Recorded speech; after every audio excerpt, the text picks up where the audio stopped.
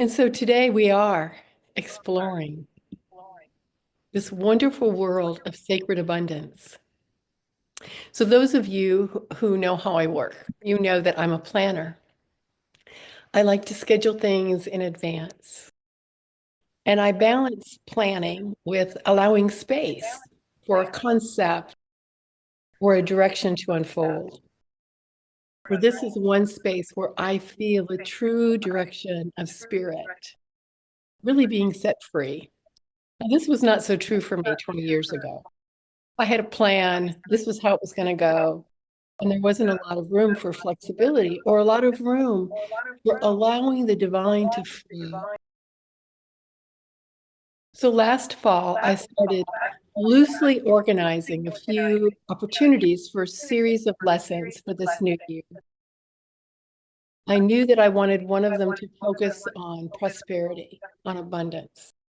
So I penciled it in on the calendar and I started pulling out all of my tried and true friends, my absolute abundance materials, my 4T. I researched keys to the kingdom and my favorite prosperity authors, Edwene Gaines and Eric Butterworth and Catherine Ponder. And I tentatively penciled in the title for the series, Surprise Abundance. I named it after a program that we sometimes engage in here. And then I just waited. I knew I would be inspired as to what direction to take, what to share with you.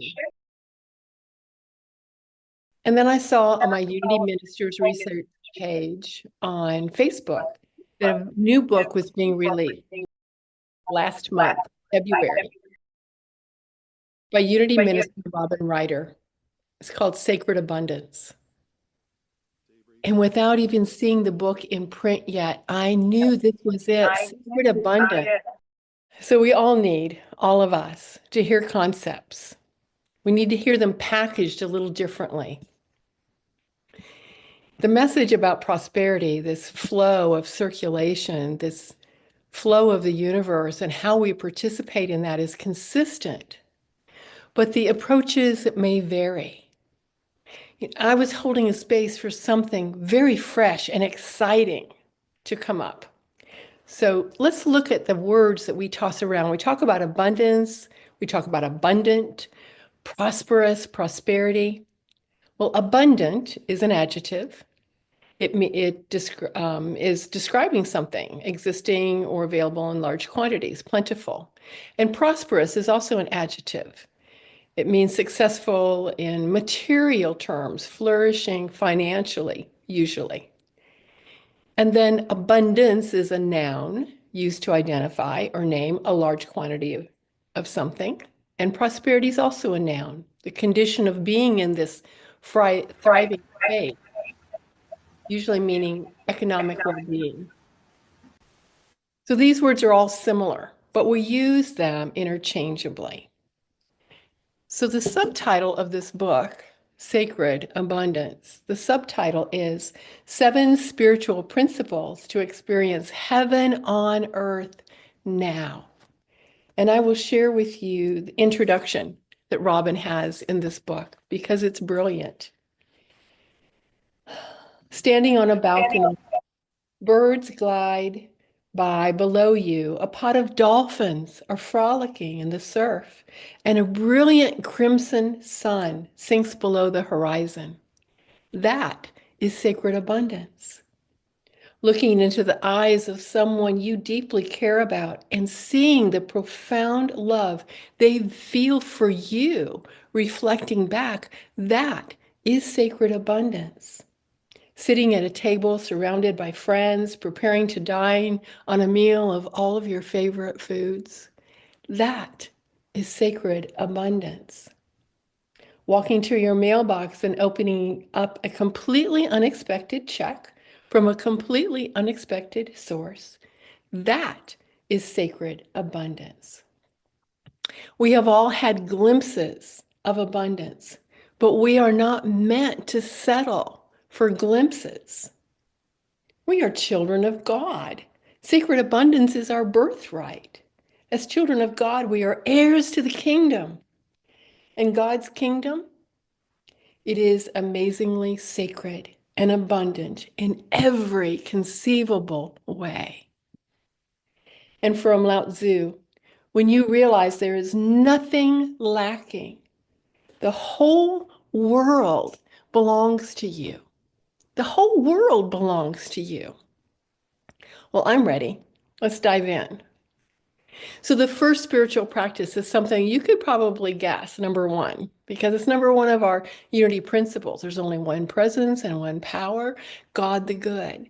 So, the first spiritual practice is to remember to turn to God, to remember to turn within. And in this book, Robin tells the story that I know you can identify with. She and her wife, Linda, live in Venice, Florida. And they love to drive to the beach when there is a full moon and watch it rise over the water.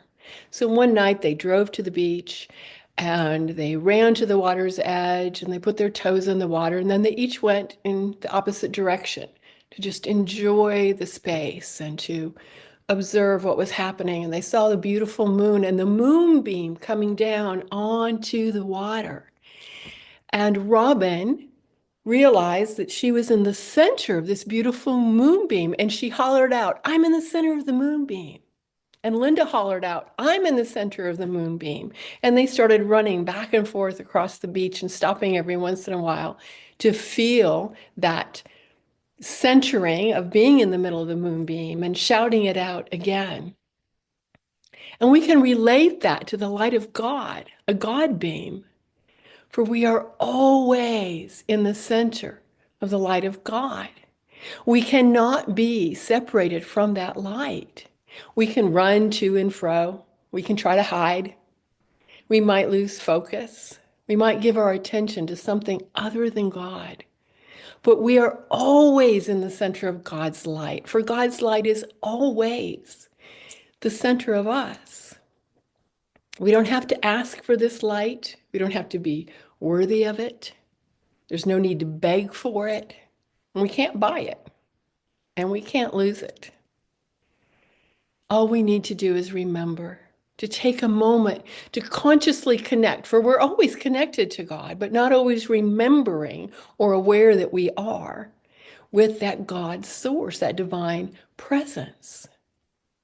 And then to remember to ask, what is mine to do today? You can practice this moment by moment. What do I wear today? Where should I go for dinner? When you're ready to leave the house, say, "Spirit, speak to me. Have I forgotten anything?" And as you make this spiritual practice yours, you're ready to call upon the divine for greater decisions. Do I take that job? Do I ask her to marry me? Should I move forward with that treatment? That's the first G in God. Guidance, inner guidance. And when we break that down, and I remember my first unity minister ever, Reverend Alan Robotham, talking about this. When we break that down, guidance, we take the G for God, and then it's you and I dance. And we enter into this mighty dance of the universe. And when we develop a trust and we're confident that we will be led to our greatest good, then we enter into this space of abundance. God, you and I dance with an open heart and an open mind and a willingness to be present. And we will be guided, divinely guided. But we can only be guided, we can only really be guided when we're open to hearing or feeling that guidance, when our heart's asking the question. Then the second G of God is gratitude. Expressing gratitude as a way of life is exuberating. It's living life with the energy of thank you. The energy of gratitude is a mighty power. We've heard the quote from Meister Eckhart, that 13th century theologian, many times. If the only prayer you ever say is thank you, it is enough. For gratitude carries grace and it carries connection. And the third G of God is giving. A persistent and consistent practice of giving. We call it intentional giving, giving day by day, moment by moment, giving with our heart and our soul, giving with love, giving with joy, giving with wild abandon. And this persistent and consistent practice of giving is telling the universe that we trust the divine law of circulation. We trust in the abundance of the universe. We have no need to hold back or withhold because we know and we trust that as we joyously give, more will come. And we want to be we want to be an integral part, an active part of this divine life. For life flows, the universe flows because that is its nature. It is constantly flowing to us. So do we want to stop the flow, or do we want to be part of this natural giving and receiving, entering into that beautiful river, that beautiful law of circulation? If we seek love, we must find someone to share our love. It's an interesting and incredible paradox. If we seek joy, we must bring joy. If we seek money, we must give money away. We must let all of these things flow outward so that they can return multiplied and amplified again and again. So that's the first principle, is to seek God first. God is guidance, God is gratitude, and God is given, absolutely giving. Now, the second of these 7 principles introduced in this book is called the bumblebee principle.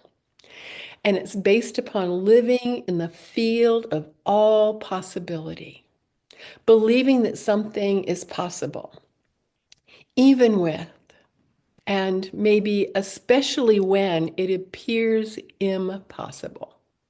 So why is it called the bumblebee principle? Because on paper, measuring the size of a bumblebee's wings in proportion to its body weight and applying the fundamentals of aerodynamics, it's not supposed to be able to fly.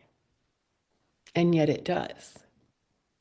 In the Gospel of Matthew, in chapter 19, verse 26, we're reminded that in God, all things are possible. In God, through God, with God, and as the expression of God, all things are possible. 125 years ago, flight did not exist for humans. 100 years ago, no one had flown solo across the Atlantic Ocean. 50 years ago, the first mobile phone was made by Motorola, and it weighed 4 pounds. 40 years ago, the first cell phone. 25 years ago, the first camera on the phone. 21 years ago, credit card tap and pay was introduced in the US, and 10 years ago, tap and pay was applied to the Apple Watch.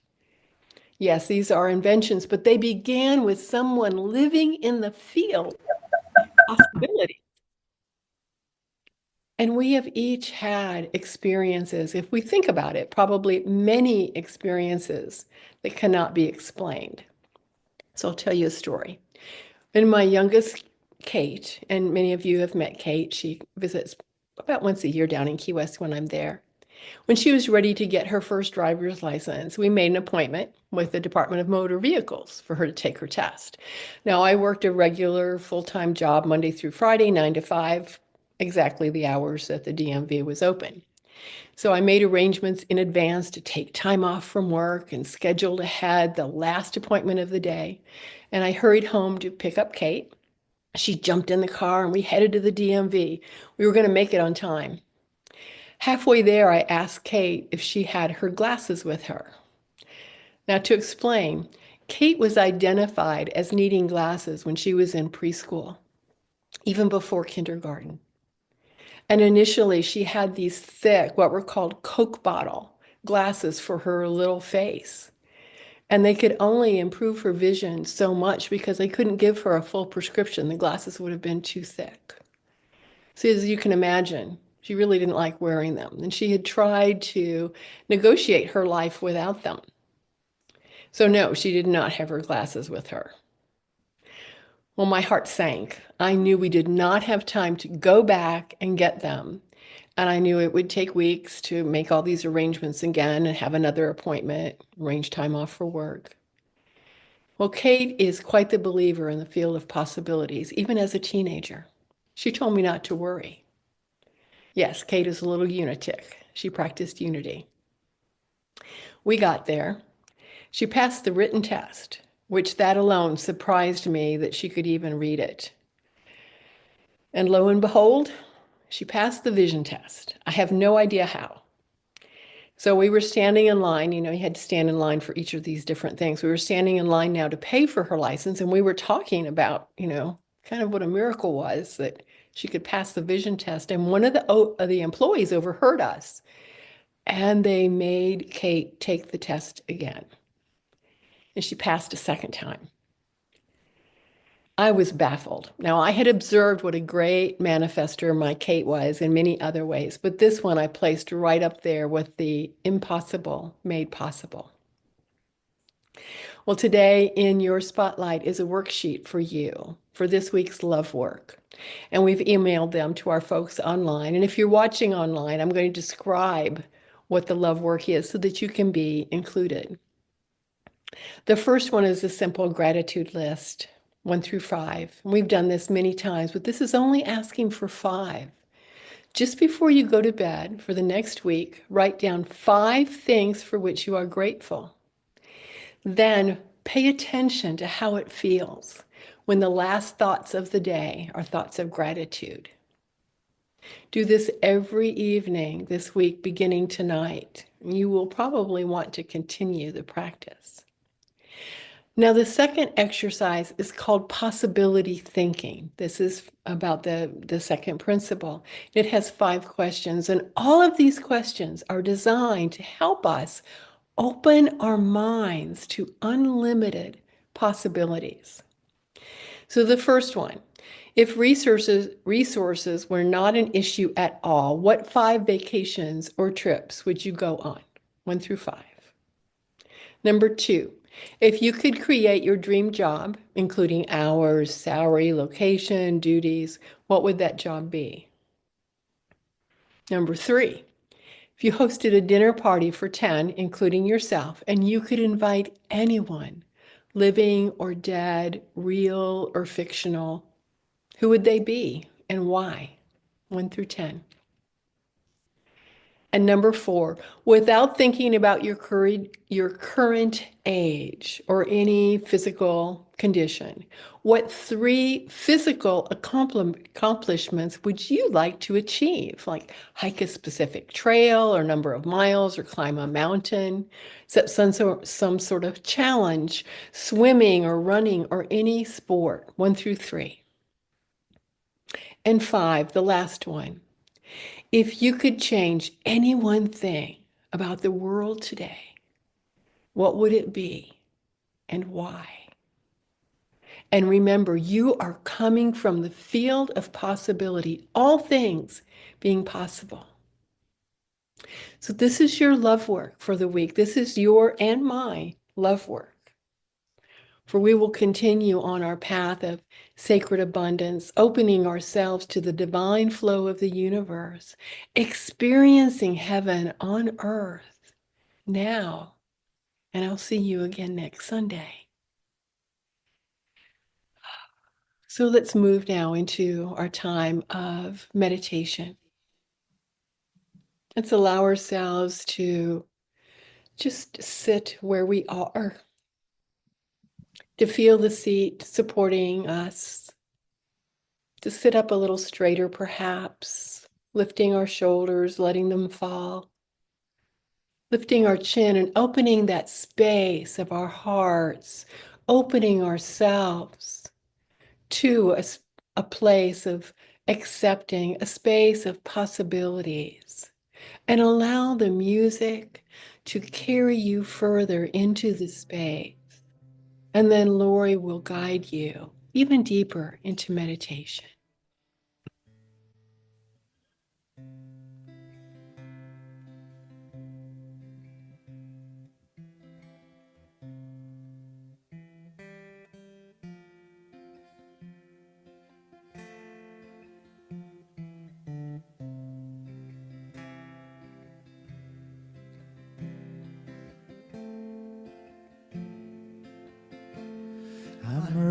raising the veil between me and my God. No separation, no distance at all. God is right here in my heart. God is right here in my heart. God is right here in my heart. I'm raising the veil between me and my God. No separation, no distance at all. God is right here in my heart. God is right here in my heart. God is right here in my heart. I'm raising the veil. God is right here in my heart. I invite you to take a nice breath. Breathe in that you know God. Release anything else. Please allow my words to guide you in this time of meditation. Let my words be your own affirmations. I breathe. I am. God is right here in my heart. No separation. God is right here in my heart. God is my heart. God is love. I am love. The love in my heart is my guidance. I breathe and I rest for a moment, allowing the guidance to come in, to rise up. God is my guidance. My nature is gratitude. I have a grateful heart. Gratitude is my nature.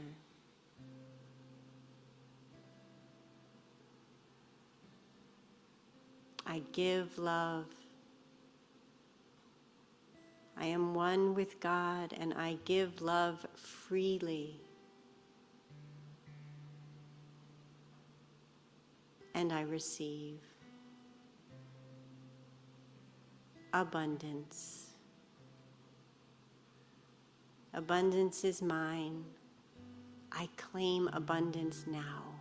All good things, all good thoughts, all good actions, all good feelings, I claim.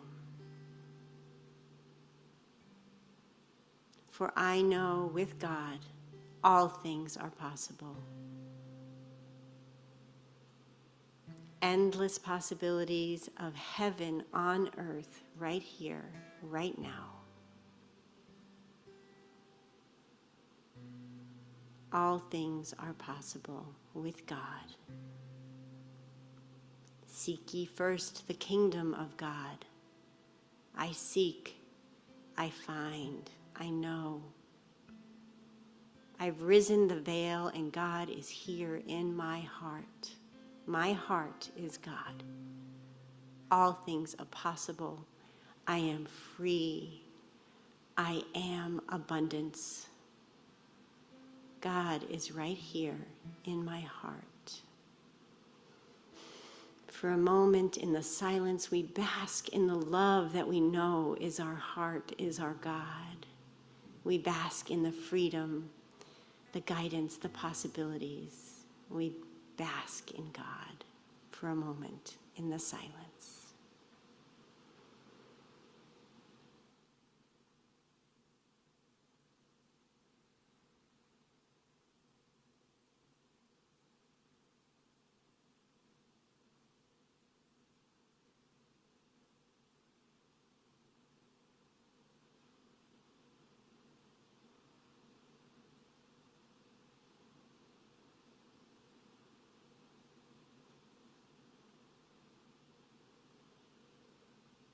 And we breathe. God is right here in my heart. We know joy, and we call to mind our loved ones, and we share this joy with them.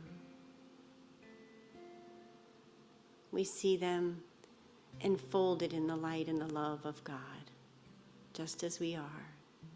We have them in our heart.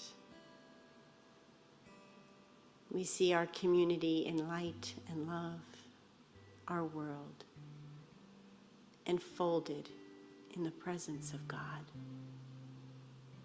God is right here, right now, always. All things are possible. We are free, whole, and abundant. And so it is. So it is, and so it shall be. And for this and so much more, we are so grateful. So grateful. And so it is. Amen. Amen.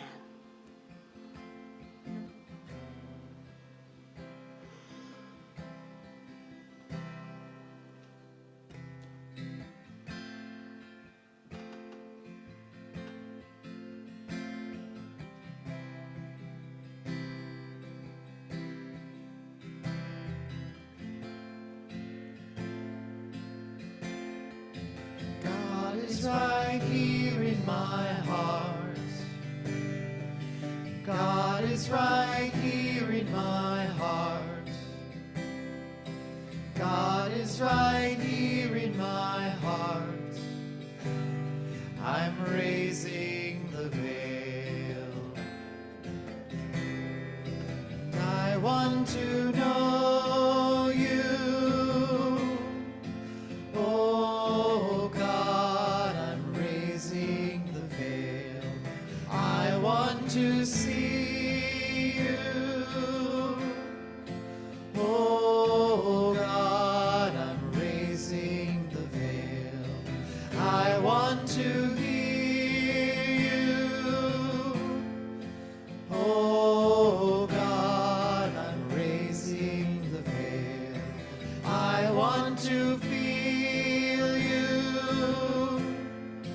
Oh God, I'm raising the veil. I want to praise you.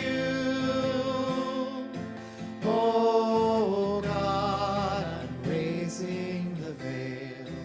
I want to love you. Oh God, I'm raising the veil between me and my God. No separation, no distance at all. God is right here in my heart. God is right here in my heart. God is right here in my heart. I'm raising the veil.